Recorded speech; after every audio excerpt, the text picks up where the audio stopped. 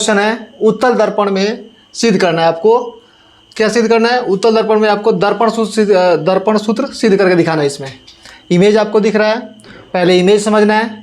Image के बाद आपको यहाँ पे जो लिखा गया है हिंदी, इसको देखना है। इसी का एकदम सेम जो पॉइंट यहाँ पे दर्शाया गया है उसी को लिखा गया है। फिर उसके बाद हम इसका प्रमाण देखेंगे, इसका जो आपका इक्वेशन है उसको देखेंगे। फिर चलिए देखिए, इसमें सबसे पहले आपको दर्पण देखना है। दर्पण का नाम क्या दिया गया है? इसमें दर्पण का नाम दिया गया है MN।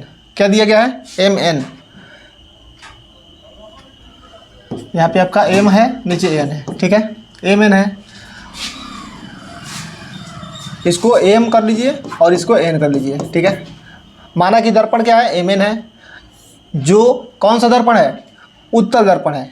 उत्तल दर्पण, अवतल दर्पण। उत्तल दर्पण में जो होता है परावर्तक सतह उठा रहता है और अवतल दर्पण में परावर्तक सतह धंसा रहता है, ठीक है। तो जिसका परावर्तक सतह धंसा रहेगा उसको कौन सा दर्पण बोलेंगे? अवतल। जिसका परावर्तक सतह उठा रहेगा उसको उत्तल दर्पण।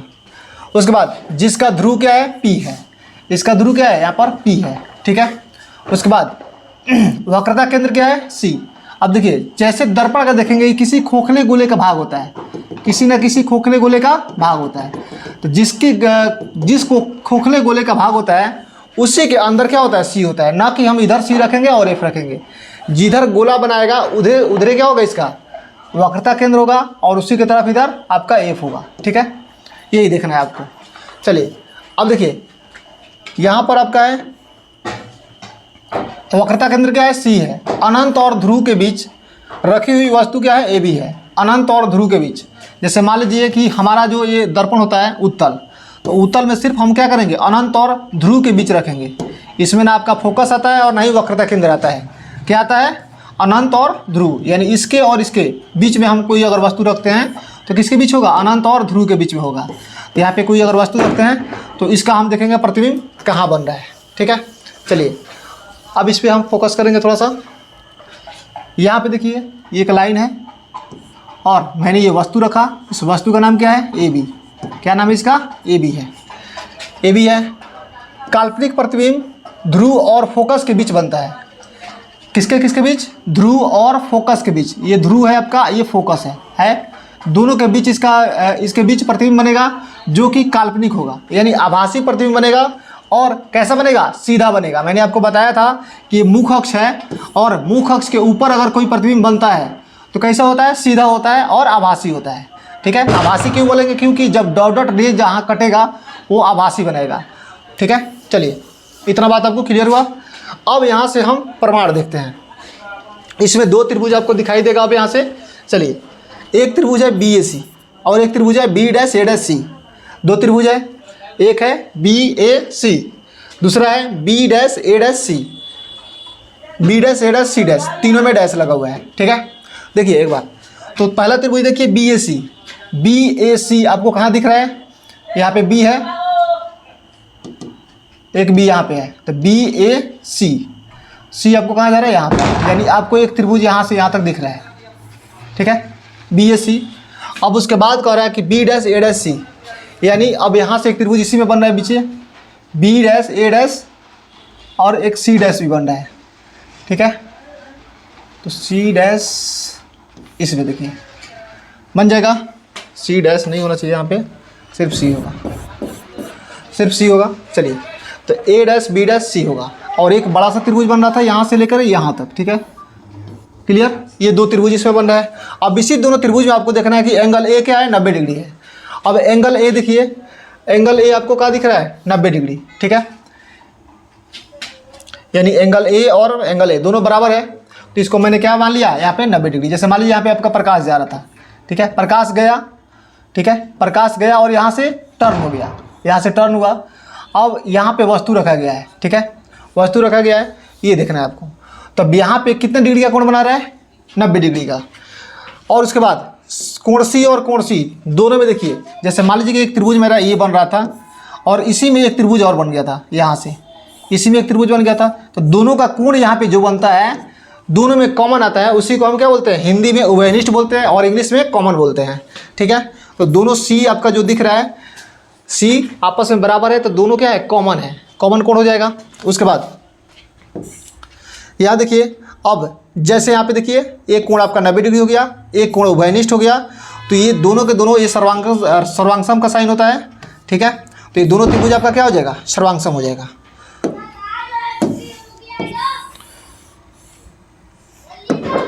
दोनों त्रिभुज आपका सर्वांगसम हुआ, ठीक है। उसके बाद देखिए अब पुनः फिर हम क्या करेंगे, अगला त्रिभुज देखते हैं यहाँ पे। जैसे यहाँ पे बी ए पी है और बी डैश ए डैश पी है, दो त्रिभुज यहाँ पे आ रहे हैं, ये सर्वांगसम हुआ। तो उसके बाद मैंने आपको बताया था, एक बार देख लीजिए ये वाला पॉइंट, ये समीकरण एक जो बन रहा है इसको देखिए, ए बी बटा ए डैश बी डैश, ए सी बटा ए डैश सी, ये कहाँ से आया एक बार देख लीजिए ऊपर, इमेज बना लेते हैं यहाँ पे, ए बी बटा ए डैश बी डैश, यानी ये आपका हो गया ए बी, ठीक है, ये हुआ आपका ए बी।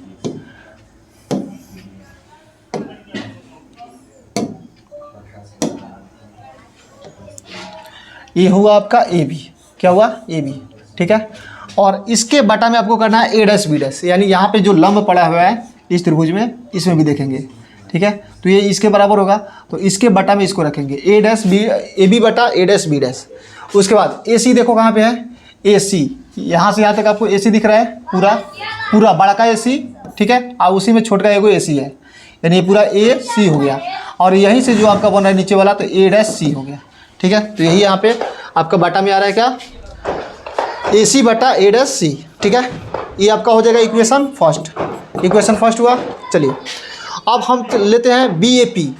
अब बी ए पी जो त्रिभुज आपको दिख रहा है बी ए पी, तो यहाँ से यहाँ तक बी ए पी, तो पी आपको कहाँ जा रहा है, बी ए पी। अब इस त्रिभुज देखिए थोड़ा सा, ठीक है, यहाँ से, यानी ये वाला दूरी जो होगा ये क्या होगा, आपस में ये आपका जो इसका द्वारक होता है, द्वारक जो होता है क्या होता है, ज़्यादा फैला हुआ है। क्यों, क्योंकि मैंने ये दर्पण को थोड़ा सा ज़्यादा जूम करके लिए हैं, इसलिए अगर ये पास में आएगा तो ये पी के नज़दीक आएगा, तो यहाँ पे आपका एक त्रिभुज कैसा बनेगा, ऐसा बनेगा, ठीक है, ऐसा त्रिभुज बनेगा। तो इसी त्रिभुज का नाम हो जाएगा बी, उधर से ए, आई पी आपका इधर पास में आ जाएगा, तो बी ए पी आपका एक त्रिभुज बनेगा। उसके बाद बी डैश ए डैश पी, ठीक है, एक क्या बनेगा आपका बी डैश ए डैश पी, यानी फिर इधर से आपका एक त्रिभुज बनेगा बी डैश ए डैश पी, इस टाइप से बना सकते हैं। तो ये दो त्रिभुज आपका यहाँ पे तैयार हो रहा है। अब इस दोनों त्रिभुज में आप देखिए कोण ए जो है, कोण ए आपका क्या हो जाएगा, ये 90 डिग्री पे काम करेगा कोण ए, ठीक है। उसके बाद कोण ए 90 डिग्री पे काम करेगा, और उसमें अब एंगल 1 और एंगल 2, यानी जो आपका परिवर्तन के नियम से बराबर होगा उसको देख लेंगे। और फिर यहाँ पे 2, 3 जो होगा समूह कोण से देखेंगे। इसको थोड़ा सा हम आपको फिर से इमेज पे समझा देते हैं। ये दोनों पॉइंट आपको इमेज पे देखना है।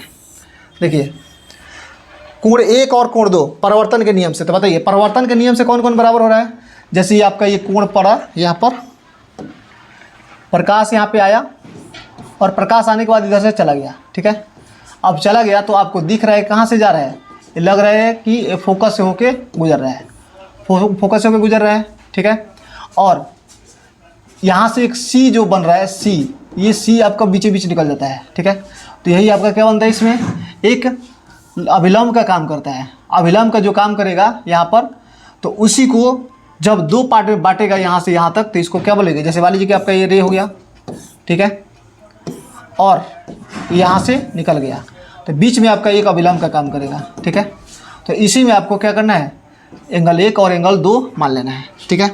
तो एंगल 1 और एंगल 2 किसके नियम से होता है, परिवर्तन के नियम से, यानी एंगल आई बराबर एंगल आर होता है, ठीक है। तो परिवर्तन के नियम से आपका काम करेगा।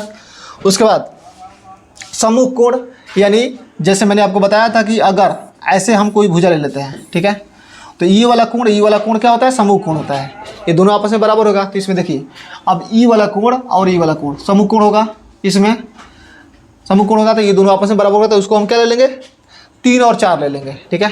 यहाँ पे हो जाएगा आपका 1 2 और यहाँ पे 3 4। मैंने जो पिछला वीडियो में आपको बताया था वही यहाँ पे क्लियर आपको समझ में आएगा, ठीक है। चलिए अब ये दोनों आपका ये 1 और एंगल 2 क्या हो जाएगा, सब परिवर्तन के नियम से बराबर हो जाएगा, और 2 और 3 सम्मुख कोण के नियम से बराबर होगा। उसके बाद फिर अब देखिए ये दोनों में, इस दोनों में देखिए हम क्या करेंगे, मान लीजिए कि अगर हम दोनों को इक्वेशन मान लेते हैं, equation first and equation second, अगर दोनों को कैंसिल आउट करेंगे तो देखेंगे इसमें 2 इसमें भी है, 2 इसमें भी है, तो दोनों क्या हो गया, कॉमन हो गया। जब कॉमन हो जाएगा तो क्या बचेगा, एंगल 1 के बराबर एंगल 3 बचेगा। एंगल 1 के बराबर एंगल 3 हो जाएगा। तो अतः जो त्रिभुज आपका बन रहा है BAP, ये क्या हो जाएगा, ये आपका समरूप हो जाएगा B dash A dash P के।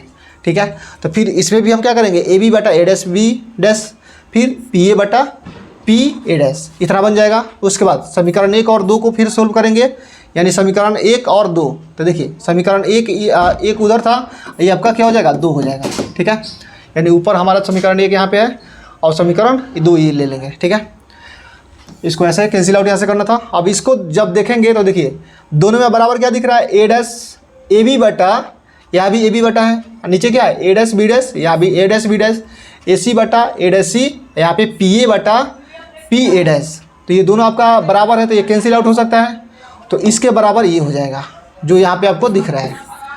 ठीक है, तो ये समीकरण 1 और 2 को हल करें तो ये मिला हमको।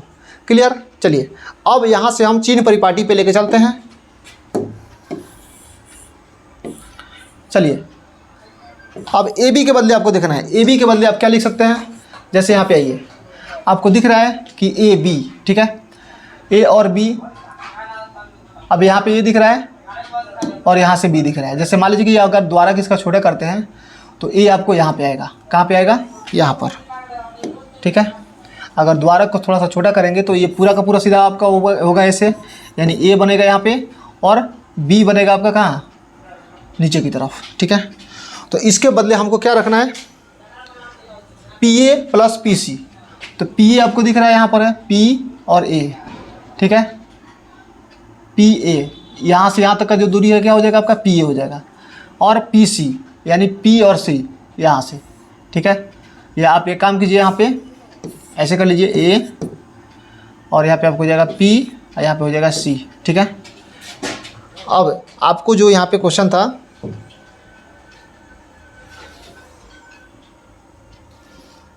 AC के बदले रखना था,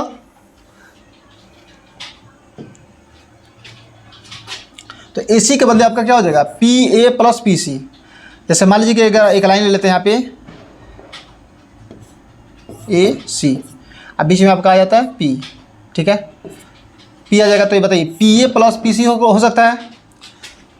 AC के जगह पर हम क्या रख सकते हैं, जैसे मान लीजिए कि एक लाइन है ऐसे, हम इसको तोड़ना है P पार्ट में, यहाँ से A है, यहाँ पे C है, तो यहाँ तक के पार्ट को हम क्या बोलेंगे, AP। अब फिर यहाँ से भी यहाँ तक के पार्ट को क्या बोलेंगे, PC। तो ये दोनों को जोड़ेंगे तो क्या बनेगा हमारा, यहाँ से लेके यहाँ तक बन जाएगा, यानी AC के बदले हम ये दोनों लिख सकते हैं। तो AC के बदले PA प्लस PC लिख सकते हैं। ठीक है, फिर उसके बाद अब नीचे क्या था, देखिए थोड़ा सा नीचे करके फिर बताता हूँ आपको। अब नीचे है A डैश B डैश, तो A डैश B डैश के बदले हम क्या रख देंगे, A डैश B डैश के बदले इसको रख देंगे, जैसे मैंने तोड़ा था वैसे ही आप देख लीजिएगा, PA प्लस PC। ठीक है, अब बराबर में जो था उसको ऐसे ही रखेंगे, उसको कोई चेंजिंग नहीं करेंगे उसमें। उसके बाद अब PA के बदले हम क्या रखेंगे, PA जो है हमारा, ये होता है हमारा वस्तु दूरी। देखिए PA कहाँ पे आपका, ऊपर देखिए क्वेश्चन में PA दिख रहा है, ये P है आपका और ऊपर A है। तो देखिए अब मान लीजिए कि A इधर अगर ला देते हैं यहाँ पर, तो यहाँ से यहाँ तक ये क्या हो जाएगा, वस्तु दूरी। ठीक है, ध्यान दीजिए, ये दर्पण है, यहाँ पे आपका अगर A मान लेते हैं और यहाँ पे P है, तो यहाँ से यहाँ तक क्या हो जाएगा आपका, वस्तु दूरी हो जाएगा। क्या होगा, वस्तु दूरी। तो ये PA आपका वस्तु दूरी हो गया। और PC देखिए, P और C। ठीक है, P और C आपको जो दिख रहा है यहाँ से यहाँ तक, ठीक है, ये क्या हो जाएगा आपका, P और C। PC दिख रहा है तो ये आपका हो जाएगा F, यानी देखिए यहाँ से यहाँ तक F है। अब मैंने आपको बताया था कि अगर एक गोला है पूरा, इसमें सेंटर बनेगा, तो यहाँ पे C हो गया, और यहाँ पर क्या बनता है आपका, यहाँ पे आपका बनेगा P। ठीक है, यानी ध्रुव बनेगा, और इसके बीच में आपको F लगाना है। क्या लगाना है, F लगाना है, जो आपको F दिख रहा है। और C से F तक का दूरी और F से P तक का दूरी दोनों सेम रहता है। ठीक है, तो इधर हमारा F के बराबर हो गया, तो इधर भी क्या हो जाएगा, एक और F हो जाएगा। तो एक F और एक F कितना हो गया, 2F होगा। तो यही हम यहाँ पे क्या लिख दिए, PC के बदले 2F रख दिए। ठीक है, और PA के बदले माइनस का U आ गया। क्लियर। उसके बाद देखिए अब नीचे जो आपका PA दिखाई दे रहा है, PA किसके बराबर हो जाएगा, PA यानी यहाँ से लेकर के आपको यहाँ तक का दूरी। ठीक है, तो ये वस्तु दूरी है, तो यहाँ पे हम क्या कर देंगे, इसको अब 2F माइनस V कर देंगे, यानी इसमें से V वाला आपका माइनस हो जाएगा। और इधर से पी ए के बदले डायरेक्ट हम रख देंगे माइनस का यू, और पी ए डैश के बदले क्या रख देंगे भी। ठीक है, अब चिन्ह परिपाटी के अनुसार हम देखेंगे यहाँ पे, देखिए पी ए के बदले क्या आया, पी ए के बदले आपका आया माइनस यू, अब पी ए डैश के बदले आया प्लस का भी, और पी एफ के बदले आया प्लस का एफ, और पी सी के बदले क्या आया प्लस का 2f। अब इसी को पुट कर लेना यहाँ पे, जैसे यहाँ पे आपका यू भी है, क्या था यू भी, ठीक है, और यहाँ पे 2vf बराबर, यहाँ पे आया माइनस का 2fu और प्लस यू भी। अब जैसे यहाँ से देखिए यू भी यहाँ पे 2 गो है, यहाँ पे कितना है, इधर भी 1 गो है इधर। ठीक है, अगर हम क्या करते हैं, इसको उठा के इधर लाएंगे, कितना हो जाएगा, ये आएगा इधर माइनस का हो जाएगा, यानी माइनस का यू भी या माइनस का यू भी क्या हो जाएगा, या एक काम कीजिए यू भी को उठा के उधर कर दीजिए, तो क्या हो जाएगा, उधर जाके प्लस हो जाएगा, यानी प्लस का 2u भी। उसके बाद ये माइनस का आपका 2fu दिख रहा है, तो इधर लाएंगे तो क्या हो जाएगा प्लस का 2fu। ठीक है, प्लस का 2fu आ गया। उसके बाद अब यहाँ पे आपका एफ भी दिख रहा है, क्या दिख रहा है, एफ भी। ठीक है, कितना एफ भी है, 2f भी, तो 2f का 2f भी आ जाएगा। अब उसके बाद क्या करना है आपको, दोनों तरफ 2uvf से भाग दे देना है। क्या करना है, 2uvf से भाग देना है। जैसे अब 2uvf से भाग दीजिएगा तो देखिए क्या बचेगा, अब यहाँ पे एफ भी मैच कीजिए, कहाँ पे दिख रहा है, तो यहाँ पे एफ भी से एफ भी खत्म, 2 से 2 खत्म, तो ऊपर क्या बचेगा, ऊपर सिर्फ 1 बचेगा और नीचे आ जाएगा आपका u। ठीक है, इधर देखिए एफ से एफ खत्म, u से u खत्म, 2 से 2 खत्म, क्या बचा ऊपर 1, नीचे आ गया v। फिर ऊपर देखिए v से v खत्म, u से u खत्म, 2 से 2 खत्म, ऊपर क्या बचा, कुछ नहीं 1। उसके बाद नीचे क्या आ गया f, तो ये आपका आ गया 1/u प्लस 1/v बराबर 1/f। अब यही आपका प्रूफ करना था जो दर्पण सूत्र है उत्तल दर्पण में, तो दर्पण सूत्र सिद्ध करके यहाँ पे दिखा दिया गया आपको। चलिए एक क्वेश्चन आपका कंप्लीट होता है यहाँ से। अब नेक्स्ट क्वेश्चन देखते हैं। अब यहाँ पे एक क्वेश्चन आ रहा है आपके पास, अनुबद्ध फोकस क्या होता है। गोलीय दर्पण के प्रधान अक्ष पर स्थित वैसा 2 बिंदु जिसके एक बिंदु पर वस्तु को रखने से दूसरे बिंदु पर प्रतिबिंब बन जाता है। तो ये दोनों बिंदु एक दूसरे के सापेक्ष में अनुबंध फोकस बनाते हैं। जैसे यहाँ पे देखिए क्या बोल रहा है कि गोलीय दर्पण के प्रधान अक्ष पर, यानी गोलीय दर्पण जो होता है इसके प्रधान अक्ष पर हम क्या करेंगे, 2 ऐसे बिंदु रखेंगे जो क्या कर रहा है, वस्तु को रखने पर दोनों बिंदु का प्रतिबिंब बन जाता है। यानी दोनों बिंदु का प्रतिबिंब जब बनेगा यहाँ पे, ठीक है, तो उसी को हम क्या बताएंगे, अनुबद्ध फोकस कहेंगे इसको। यानी ये दर्पण हो गया आपका, ठीक है, और 2 ऐसा बिंदु रखेंगे जिसका प्रतिबिंब भी कहाँ बनेगा, इसी पर बनेगा, वही क्या कहलाता है, अनुबंध फोकस कहलाता है। अब आवर्धन किसे कहते हैं देखना यहाँ पे। आवर्धन क्या होता है, प्रतिबिंब की ऊंचाई और वस्तु के ऊंचाई के अनुपात को आवर्धन कहते हैं। प्रतिबिंब की ऊंचाई, जैसे मान लीजिए दर्पण में था आपका, मैंने यहाँ पे वस्तु रखा, ठीक है, यहाँ से पैरेलल रे आया, तो यहाँ से यहाँ तक क्या होता है, दूरी होता है, किसका, वस्तु का दूरी। और मान लीजिए प्रतिबिंब आके यहाँ पे बन गया, ठीक है, प्रतिबिंब नीचे बन गया, यहाँ पे क्रॉस किया, यहाँ से क्रॉस करके ऐसे आया, यानी यहाँ पे प्रतिबिंब बन गया। तो आपको दूरी नहीं देखना है, ऊंचाई देखना है, यानी वस्तु की ऊंचाई बटा प्रतिबिंब की ऊंचाई। ऊंचाई यानी इसका हाइट मेजर करना है कितना हो रहा है, ठीक है। तो इसी का अनुपात जो बनाएंगे तो क्या कहलाएगा, आवर्धन कहलाएगा। यानी सीधा सीधा याद कीजिए, प्रतिबिंब की ऊंचाई और वस्तु के ऊंचाई के अनुपात को क्या कहेंगे, आवर्धन कहेंगे। या प्रतिबिंब की दूरी और वस्तु की दूरी के अनुपात को आवर्धन कहते हैं, ठीक है। अब m बराबर आपका यही फार्मूला होता है, m बराबर माइनस v/u।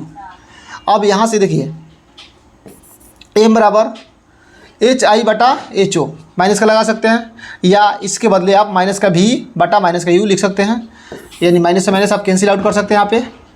चलिए तो जैसे कैंसिल आउट कीजिएगा तो क्या बचेगा, एक माइनस बच जाएगा आपका ये वाला, ठीक है। तो hi बटा ho बराबर माइनस का v/u, या m बराबर आप डायरेक्ट बोल सकते हैं कि माइनस v/u हो सकता है। ये आवर्धन का आपका फार्मूला होता है, ठीक है। चलिए तो इतना आसान आपको यहाँ पे बन गया होगा। अब देखिए यहाँ पे बता रहा है कि अवतल दर्पण में आवर्धन के लिए एक व्यंजक प्राप्त करना है। अवतल दर्पण में आवर्धन के लिए, आवर्धन में वही आपका वस्तु की ऊंचाई बटा प्रतिबिंब की ऊंचाई देखना है। तो देखिए अब इससे बता रहा है कि माना कि m और m डैश एक अवतल दर्पण है जिसमें ध्रुव P है तथा वक्रता केंद्र C है और अवतल दर्पण के प्रधान अक्ष पर रखी गई है वस्तु AB वास्तविक प्रतिबिंब A' B' बनता है जैसा कि चित्र में दिखाया गया है। अब देखिए प्रमाण यहाँ पे बता रहा है कि BAP और B'-A'-P में बात करना है, दोनों त्रिभुज में, इस दोनों त्रिभुज में लेकर चलना है। तो इसमें क्या होगा, आपका जो कोण A है और कोण A है यानी त्रिभुज दो रहेगा, ठीक है। तो दोनों त्रिभुज में जैसे कॉमन पार्ट मिलेगा यहाँ पे और ये दोनों का दोनों जो होगा क्या मिलेगा 90 डिग्री पर मिलेगा, ठीक है। तो इसमें जैसे मान लीजिए कि यहाँ पे आपका आवर्धन देखना है, ठीक है। तो यहाँ से अगर आप वस्तु रखते हैं, यहाँ पे आया, परिवर्तन हुआ और यहाँ से फोकस की तरफ गुजर गया, तो जैसे यहाँ से गया तो इसमें फिर आपका क्या बनेगा, एक अभिलंब बनेगा। तो इधर वाला कोण इधर वाला कोण दोनों क्या हो जाएगा, एंगल आई बराबर एंगल आर होगा। तो उसी में क्या होता है आपका परिवर्तन के नियम से कोण 1 बराबर कोण 2, इसको 1 मान लेंगे, इसको 2 मान लेंगे, तो दोनों आपस में क्या हो जाएगा, बराबर होगा, ठीक है। चलिए अब यहाँ से ये त्रिभुज आपका दोनों क्या हो जाएगा, ये आपका समरूप कहलाएगा। तो फिर यहाँ से क्या करेंगे, A'-B' बटा AB बराबर PA'-PA, ये दोनों आपका बराबर हो जाएगा, क्योंकि इस त्रिभुज में यहाँ पे इमेज नहीं बनाया गया है, लेकिन आपको पिछला वाला इमेज के हिसाब से आप समझ जाइए कि इतना बच जाएगा इसमें। जब ऐसा इतना आ जाएगा तो A'-B' को हम क्या लिख लेंगे, HI बटा AB को HO और इसी के बदले आपका क्या आ जाएगा, माइनस का V बटा माइनस का U, ठीक है। तो यहाँ पे आपका ऑलरेडी माइनस है, यहाँ से माइनस कैंसिल आउट हो जाएगा, यानी दोनों आपका प्लस में आ जाएगा। फिर अब ये माइनस आप उधर भेज सकते हैं, ठीक है, माइनस आप उधर भेज सकते हैं, कोई दिक्कत नहीं है। माइनस से जाके उधर प्लस नहीं होता है, ये डायरेक्ट आपका ये गुना वाला साइन होता है, ठीक है। तो माइनस उधर चला जाएगा गुना में, तो ये इतना आपको हो जाएगा। तो यही होता है आपका M बराबर यानी वस्तु की ऊंचाई बराबर प्रतिबिंब की ऊंचाई बराबर क्या हो जाएगा, -V/U। ऊपर आपका होता है प्रतिबिंब की ऊंचाई, नीचे वस्तु की ऊंचाई, ठीक है। चलिए अब उत्तल दर्पण में देखना है, किसमें, उत्तल दर्पण में आवर्धन के लिए व्यंजक प्राप्त करना है। सेम काम उसमें भी ऐसा ही है, बस दो त्रिभुज लेना है, दोनों कोणों को 90 डिग्री लेना है, उसमें एंगल 2 के बराबर एंगल 3 समूह कोण बनेगा आपका, और एंगल 1 और 2 क्या हो जाएगा, ये परिवर्तन के नियम से बनेगा। अब जैसे ये दोनों को आप बराबर कीजिएगा तो देखिए दोनों में कॉमन क्या दिख रहा है, एंगल 2 और एंगल 2, तो इसको कैंसिल आउट कीजिएगा तो क्या बचेगा, कोण 1 के बराबर कोण 3 आएगा, और कोण 1 के बराबर कोण 3 जब आएगा तो ये आपका इस त्रिभुज को समरूप कर देगा। यहाँ पे जैसे समरूप करेगा तो फिर आपका ये वाला सिचुएशन आएगा, यानी A'-B' बटा AB, और उधर क्या हो जाएगा PA' बटा PA। अब इसको क्या लिखेंगे, HI और नीचे वाला को HO, ऊपर वाला सेम रख देंगे, ठीक है। अब इसके बदले आपका क्या होता है VU, तो यही आपका चेंज होकर क्या मिलता है, माइनस का V/U, यानी दोनों में आपका जो सूत्र आएगा आवर्धन का M बराबर -V/U सेम आएगा। चलिए अब यहाँ से कुछ क्वेश्चन आ रहा है आपके सामने, इसको सोल्व करते हैं। देखिए अब यहाँ पे क्वेश्चन है, किस दर्पण में केवल आभासी प्रतिबिंब बनता है। अब किस दर्पण में केवल आभासी प्रतिबिंब बनता है ये आपको बताना है। तो मैंने आपको बताया था कि एक दर्पण का क्या होता है, अवतल दर्पण, यानी जिसका परिवर्तक सतह धंसा रहेगा उसको अवतल दर्पण बोलेंगे, और जिसका परिवर्तक सतह उभरा रहेगा उसको उत्तल दर्पण बोलेंगे। तो हमेशा अवतल दर्पण में क्या बनता है, वास्तविक प्रतिबिंब बनता है, लेकिन यहाँ पे आभासी का बात कर रहा है। तो आभासी वाला किससे बनता है, इसमें उत्तल वाला में किसमें बनता है, उत्तल दर्पण में।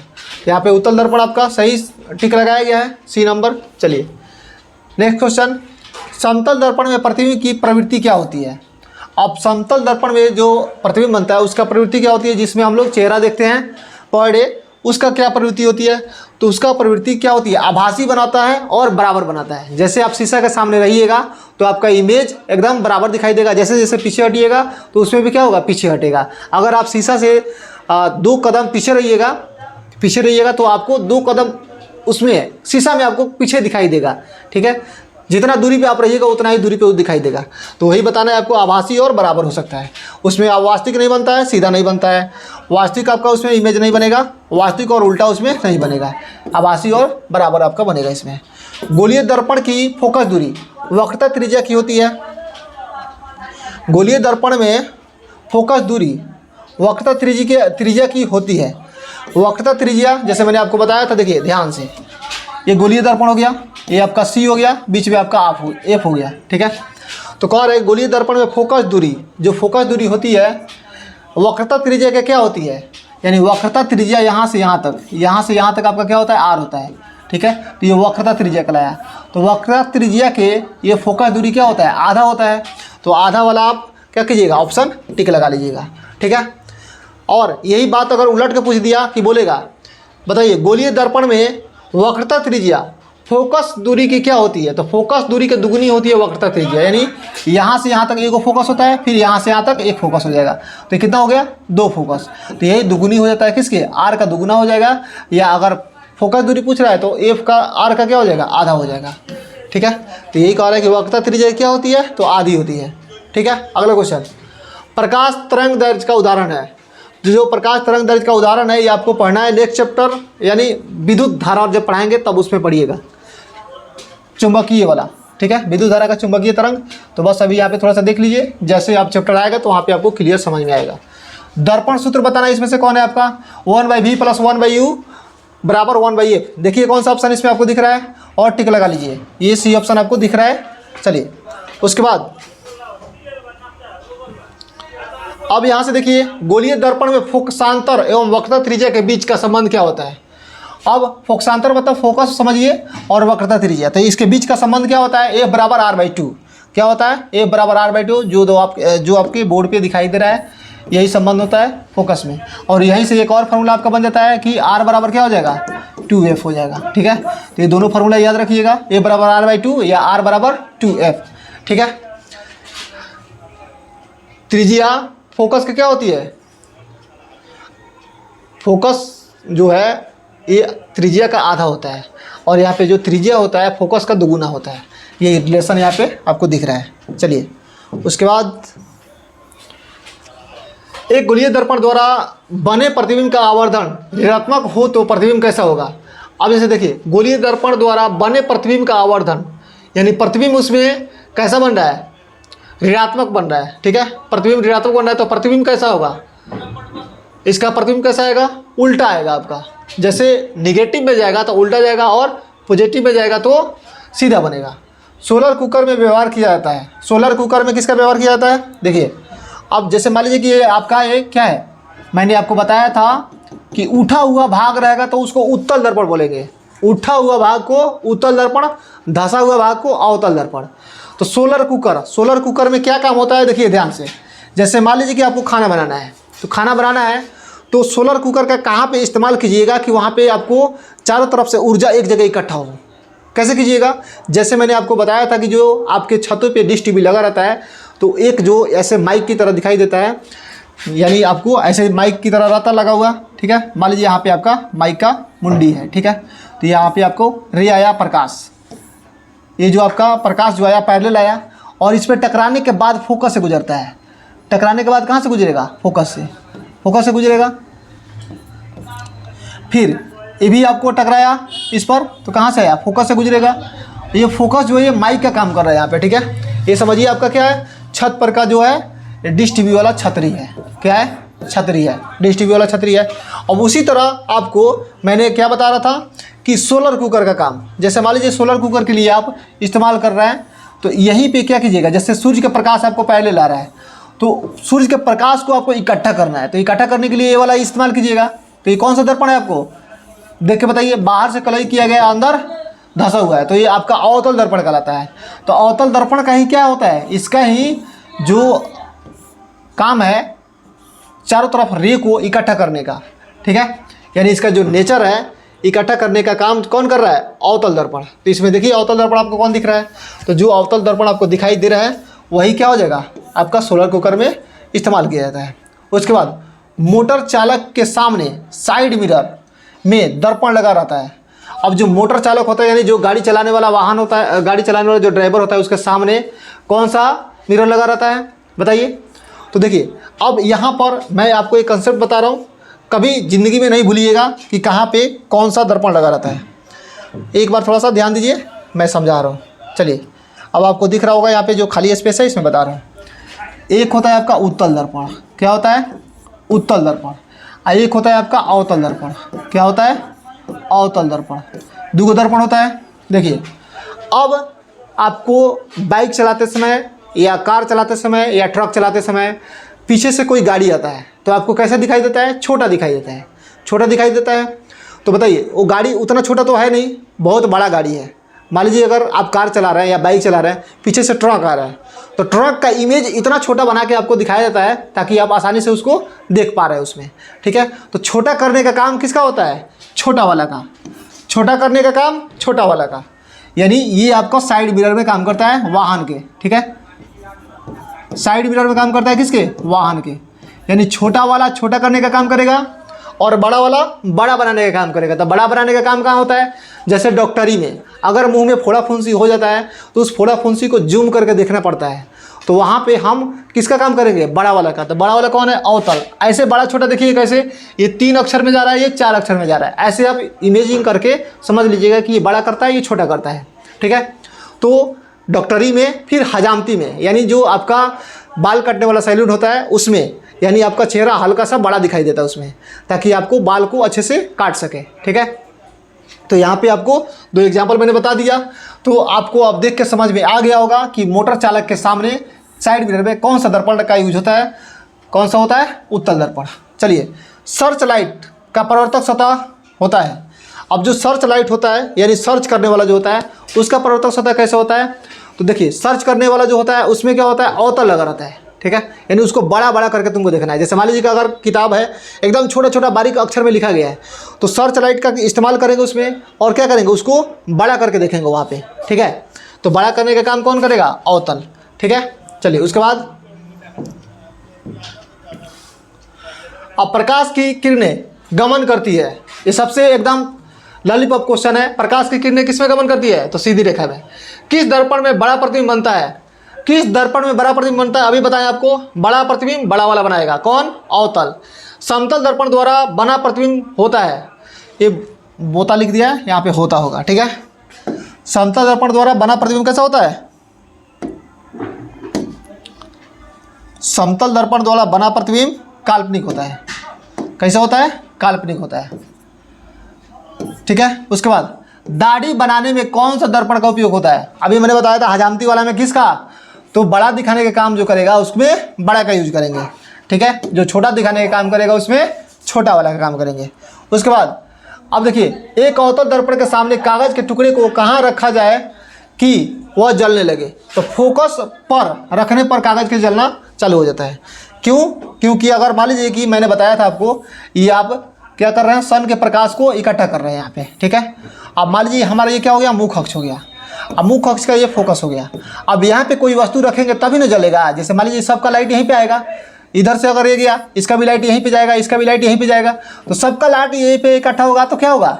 यहीं से आपका जलना चालू हो जाता है। जैसे मैंने आपको एक बता रहा हूँ कि स्टीमर बॉक्स में आपने बचपन में ये कारनामा किए होंगे कि स्टीमर बॉक्स में एक आपका मैग्नीफाइंग ग्लास मिलता है, उसको जैसे स्क्रीन पे आप करते हैं ऐसे, तो क्या होता है? यही काम करता है। वहाँ पे लेंस है वो, अभी हम दर्पण पढ़ा रहे हैं, लेंस में जब पढ़ाएंगे तो वहाँ पे हम इसके चर्चा करेंगे, लेकिन यहाँ पे थोड़ा सा बता दें ताकि आपको भी क्लियर हो जाए। जैसे मान लीजिए कि वहाँ पे ये आपका रहता है ऐसे मैग्नीफाइंग ग्लास, ठीक है।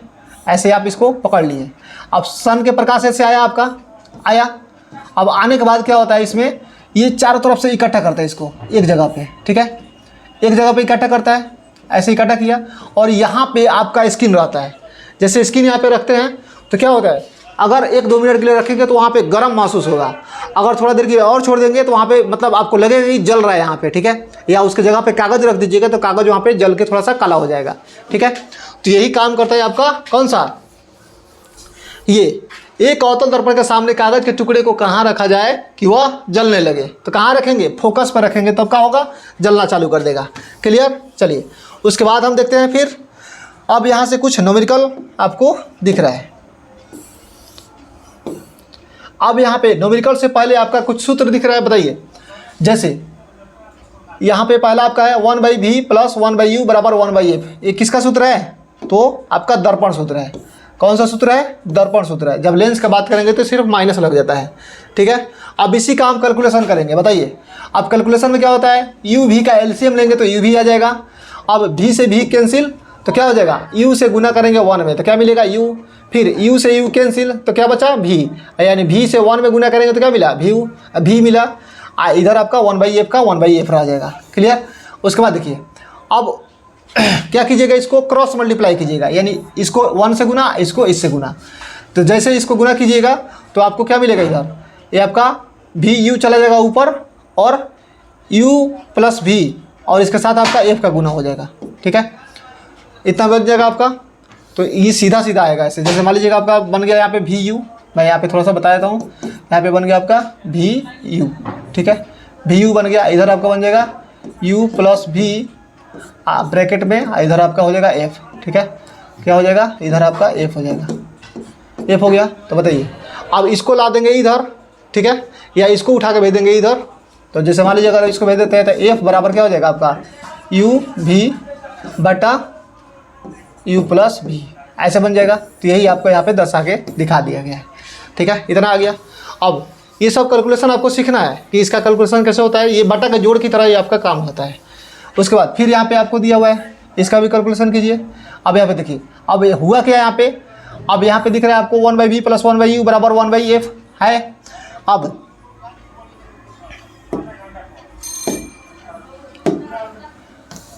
अब क्या किए, मैंने यहाँ पे 1/v को यहीं पे रखे एज इट इज, और 1/u को उठा के इधर भेज दिए।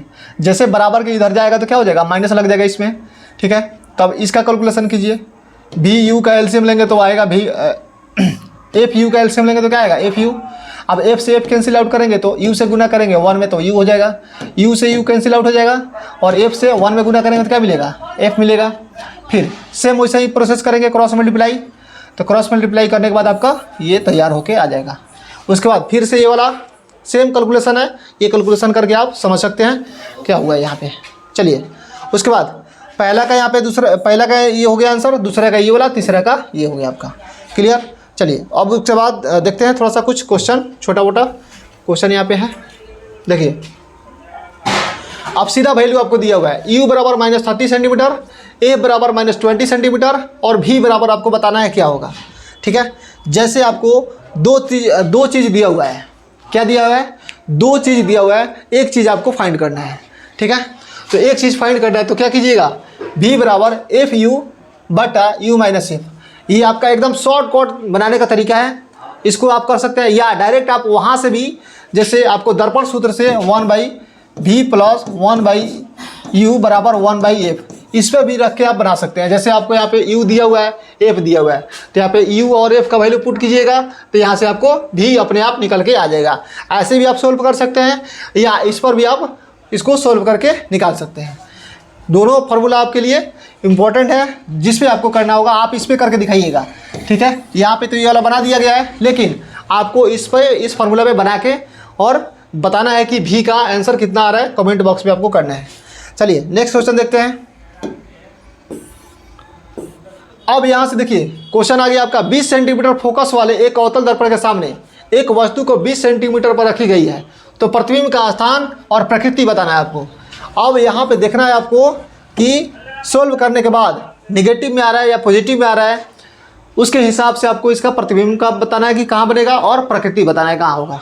ठीक है, चलिए देखिए अब जैसे आपको 20 सेंटीमीटर फोकस दूरी दिया हुआ है, क्या दिया हुआ है, फोकस दूरी यानी एफ दिया हुआ है। ठीक है, तो आपका माइनस में होगा, फिर माइनस में क्यों होगा, क्योंकि यहाँ पे दर्पण आपका क्या है, अवतल है। अवतल दर्पण कैसा होता है, धंसा हुआ, तो जैसे ये आपको इधर की तरफ आएगा तो माइनस में सब कुछ आएगा। एक वस्तु दूरी कितना दिया हुआ है, 20 सेंटीमीटर, तो वस्तु कहाँ रखेंगे, जो चमकीला सतह रहेगा उसी की तरफ। चमकीला सतह अंदर की तरफ है तो इधर रखेंगे, तो ये भी आपका माइनस में आएगा। अब यहाँ से आपको भी बताना है क्या होगा, क्या बताना है, भी बताना है। तो सेम काम यहाँ पे करेंगे, एफ यू। ठीक है, तो एफ और यू दोनों आपको दिख रहा है, तो एफ कितना हो जाएगा आपका -20 और यू कितना हो जाएगा -20, तो दोनों का गुना करेंगे तो कितना हो जाएगा प्लस का 400, और नीचे आपका दिया हुआ है माइनस का यू और माइनस का एफ। ठीक है, तो ये आपका हो जाएगा -20 और ये माइनस माइनस गुना होके प्लस का 20, तो ये कैंसिल आउट होकर आपका क्या हो जाएगा 0, और ऊपर आपका बच जाएगा कितना 400 आंसर। जब 400 प्लस आंसर आपका आया, तो जैसे प्लस आंसर आएगा तो इसका प्रतिबिंब क्या हो जाएगा, काल्पनिक बनेगा, और प्रतिबिंब सीधा होगा। कैसा बनेगा, सीधा, यानी इधर की तरफ आपका प्रतिबिंब बनेगा, किधर की तरफ, इधर आएगा, यानी दर्पण के पीछे बनेगा। कैसा बनेगा, दर्पण के पीछे, तब सीधा बनेगा और काल्पनिक होगा, और इसका दूरी कितना हो जाएगा 400 सेंटीमीटर। क्लियर। चलिए अब उसके बाद इतना सारा क्वेश्चन इसमें है, बस ये 2-3 क्वेश्चन और है, ये देख लेते हैं। मैं बता देता हूँ, आप लोग बना लीजिएगा। अब देखिए ये क्वेश्चन मैंने बता दिया, ये सेकेंड क्वेश्चन आपको सोल्व कर लेना है, ठीक है। उसके बाद फिर ये 2 क्वेश्चन और है, इसको भी सोल्व कर लेना है आपको। दिख रहा है पूरा पर, देख लीजिए क्वेश्चन एक बार आप स्क्रीनशॉट ले लीजिए और इसको बैठ के बनाइए घर पे अपना से, ठीक है। नहीं बनेगा उसके बाद फिर सॉल्यूशन आप देख सकते हैं। उसके बाद फिर से आपको ये क्वेश्चन और यहाँ पे है, यहाँ पे आपको क्या निकालना है, फोकस दूरी निकालना है। ये भी क्वेश्चन एकदम इजी है, 2 नंबर का क्वेश्चन आपको एग्जाम में पूछता है, ये बन जाएगा आपसे। फिर ये आपतन कोण आपका मान दिया हुआ है, ये एकदम मैंने आपको शुरू में ही बताए थे, ये भी बन जाएगा। फिर परिवर्तन कोण का मान दिया है और इसमें आपका विचलन कोण पूछ रहा है, मैंने 180 डिग्री माइनस 2i बताए थे, उससे आप निकाल सकते हैं। अगला 10वां क्वेश्चन, इसमें क्या निकालना है आपको, फोकस दूरी वाले अवतल दर्पण से 15 सेंटीमीटर दूरी पर रखी गई वस्तु की प्रतिबिंब की प्रकृति क्या होगी। यहाँ से आप क्या निकाल लीजिएगा, वस्तु का आवर्धन निकाल लीजिएगा, यानी जैसे भी निकाल लीजिएगा तो भी निकालने के बाद आपका आवर्धन यहाँ से निकाल लीजिएगा तो बन जाएगा। उसके बाद कुछ यहाँ से पॉइंट है, इसको आप देख लीजिए। अवतल दर्पण में किस दूरी पर एक वस्तु को रखा जाए कि उसमें प्रतिबिंब का आकार के बराबर बनेगा, तो वक्र केंद्र पर रखेंगे तभी बराबर बनेगा। किस गोलीय दर्पण में केवल काल्पनिक प्रतिबिंब बनता है, तो उत्तल वाला में। क्या एक उत्तल दर्पण किसी वस्तु का वास्तविक प्रतिबिंब बना सकता है, नहीं बना सकता है, कभी भी उत्तल दर्पण वास्तविक प्रतिबिंब नहीं बनाता है। एक दर्पण की फोकस दूरी अगर -15 सेंटीमीटर है तो यह अवतल होगा या उत्तल होगा, जब माइनस होगा तो क्या होगा, अवतल दर्पण होगा आपका। गोलीय दर्पण की आवर्धन की परिभाषा देना है, तो गोलीय दर्पण की आवर्धन की परिभाषा आपको लिखा गया है, प्रतिबिंब की ऊंचाई और वस्तु की ऊंचाई के अनुपात को क्या कहते हैं, आवर्धन कहते हैं। उसके बाद यहाँ से कुछ पॉइंट है आपका, आवर्धन m का ऋणात्मक मान क्या बताता है, तो आवर्धन m का ऋणात्मक मान बताता है कि प्रतिबिंब वस्तु के सापेक्ष कैसा है, उल्टा है। एक गोलीय दर्पण की वक्रता त्रिज्या 20 सेंटीमीटर है, तो इसकी फोकस दूरी कितनी होगी, जब वक्रता त्रिज्या आपको 20 सेंटीमीटर दिया हुआ है तो इसका फोकस दूरी कितना हो जाएगा, आधा हो जाएगा, तो कितना हो जाएगा, 10 सेंटीमीटर। उत्तल दर्पण के लिए एक उपयोग को लिखें, उत्तल दर्पण का उपयोग बताना है, तो छोटा वाला छोटा बनाएगा, तो गाड़ी के साइड मिरर में।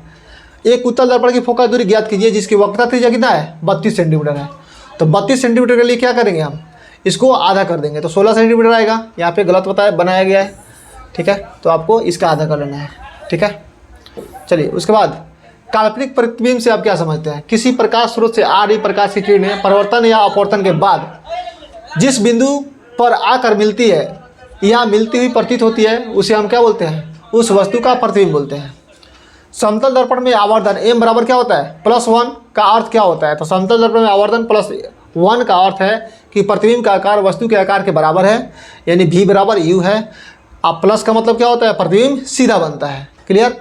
उसके बाद एक गोलीय दर्पण जिसका वक्रता केंद्र है पर एक किरण आपतित होती है, यह किस दिशा में परिवर्तित होगी, जब गोलीय दर्पण में प्रकाश की किरण वक्रता केंद्र पर भेजा जाता है तो उसका परिवर्तन वक्रता केंद्र से ही वापस चला जाता है। उसके बाद अवतल दर्पण में कोई 2 उपयोग बताना है, तो अवतल दर्पण का 2 उपयोग मैंने बताया था, सोलर कुकर, हजामती, डॉक्टरी, ये आपको याद कर लेना इसमें से। तो ये चैप्टर आपका होता है कंप्लीट, और इसके अगला चैप्टर अगले वीडियो में आपको देखने को मिलेगा। Thank you.